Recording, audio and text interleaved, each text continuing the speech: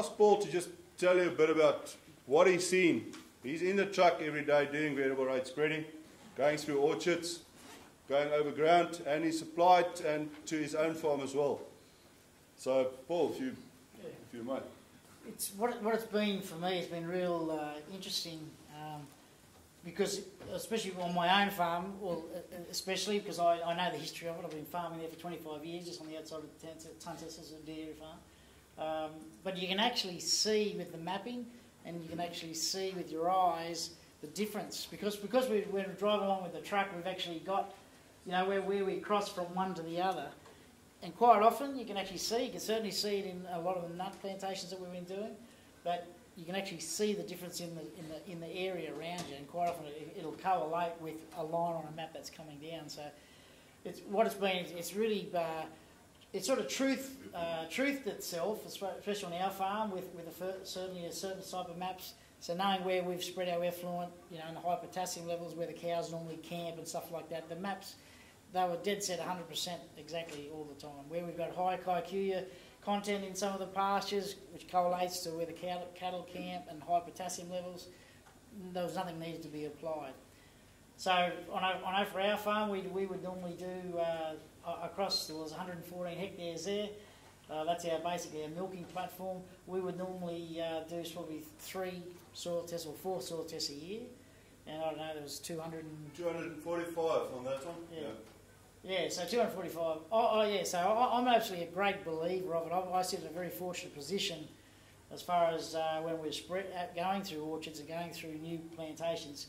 When you can see the map, you can actually see the difference in the topography around you. So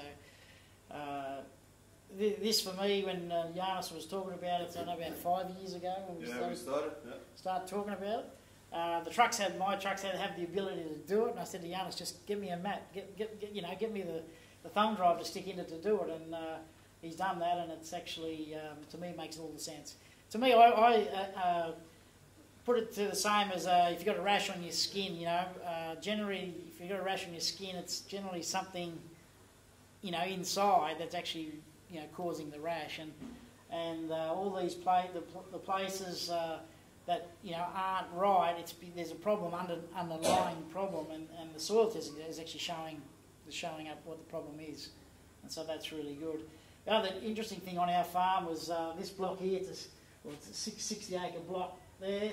That was one that we lasered 5 years ago. When you go through all the maps, you can actually see that it sort of sits different to all the other farm. And this farm here was actually the last one we bought. The neighbour's farm.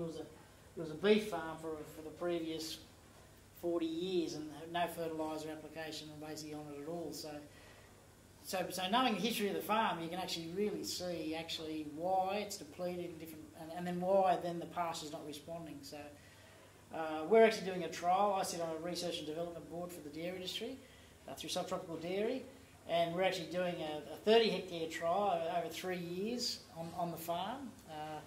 So we've started it this year. The dairy industry's Dairy Australia's put some money into it. Where I'm actually pasture monitoring.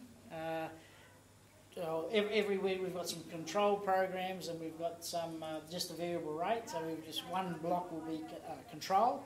That control was made up of actually just the average of, say, the strip, where we're putting on that just the average fertiliser, versus right beside it will be the variable rate as per these maps. And we're going through and taking pasture meters, how much grass we're growing, and over the next 3 years we'll actually we should, and I've got no doubt that we won't see, you know, pasture growth improvement, and yeah, so the dairy industry is 100% sort of behind it. Also, where we as from a dairy industry point of view, where we see big things is, because I'm actually in the subtropical region, in the Great Barrier Reef, farming cops a lot for, you know, the death of the reef, and I honestly believe for this and for the dairy industry guys up there and the cane industry up there, I think this is absolutely, they should be all doing it. It should be a must up there.